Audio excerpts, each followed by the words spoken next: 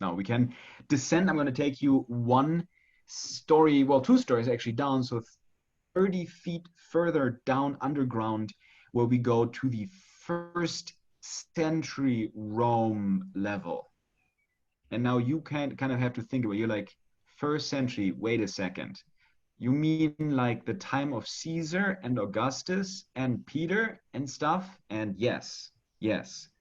There is, and this was also discovered by Father Mullally, there is, after those approximately 40 steps down into, now we're at about 90% humidity, okay, there is a whole Roman street which is preserved underneath the 4th century basilica.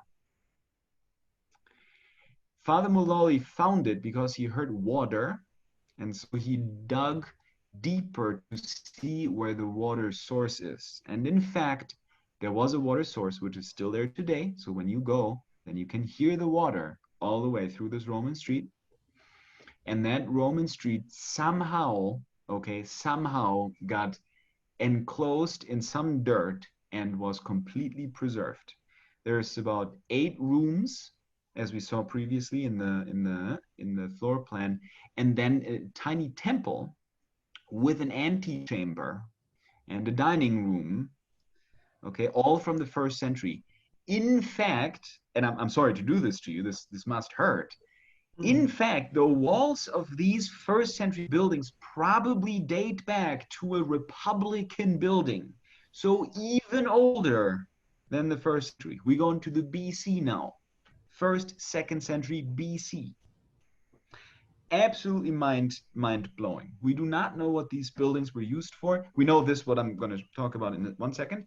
We think it was a mint, a gold mint for Nero's golden house, but it's very hard to tell. And the idea of the mint was because there was a water source, and the only buildings that you would build to water sources where you would actually need water in the workshop. So, and you can see the rooms here have no, have no clear identifier. Anyways, last thing, and then we're gonna end, and we can ask questions. So give me just 1 minute.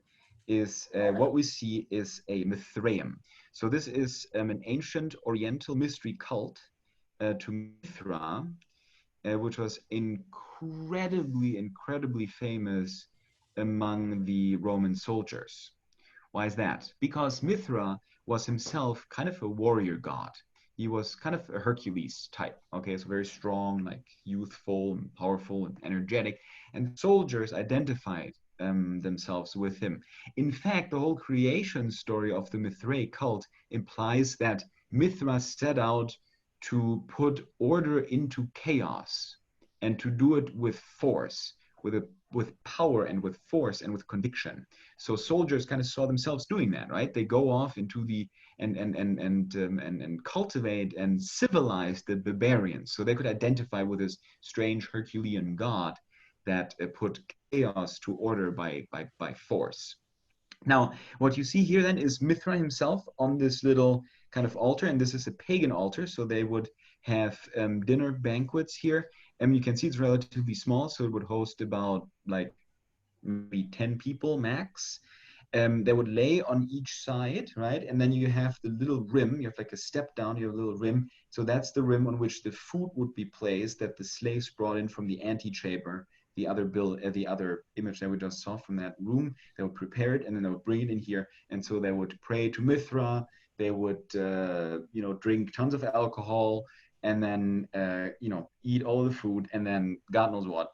After that, okay, so it's a Mithraic cult, and so it has the Mithraic dining chamber, it has the antechamber, and a small adjacent chamber as well.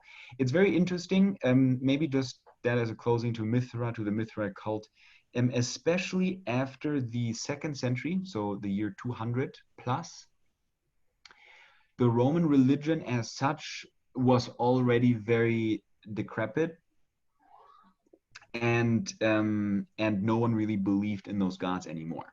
Okay, like no one believed in Mars and Venus and their existence.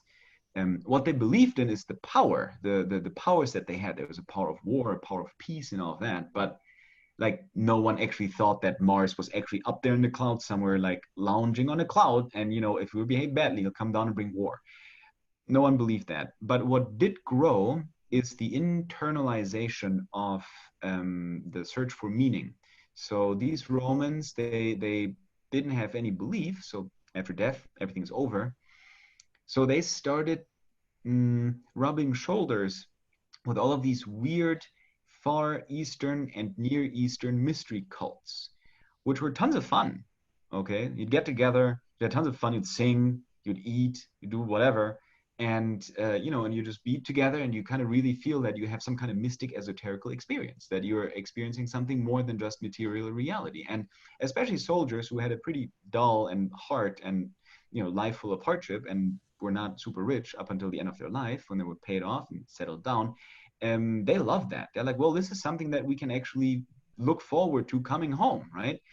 It's pure hedonism because obviously none of these gods exists. But it's very interesting to see that even in Rome, you already had this yearning for an interior meaning and meaning of life and internalization and prayer and this try to connect to God in some way, try to connect to some transcendental power.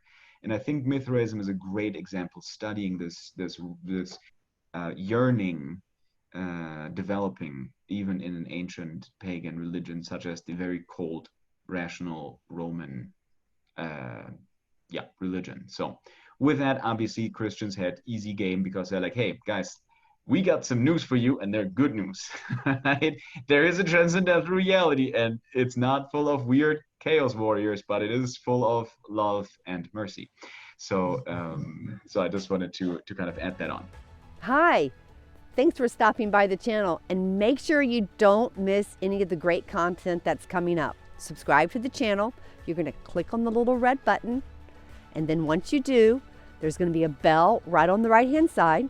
Click on the bell, a drop-down menu will appear, and you want to make sure you click all to receive all the notifications of all the great content that's coming up. Thank you.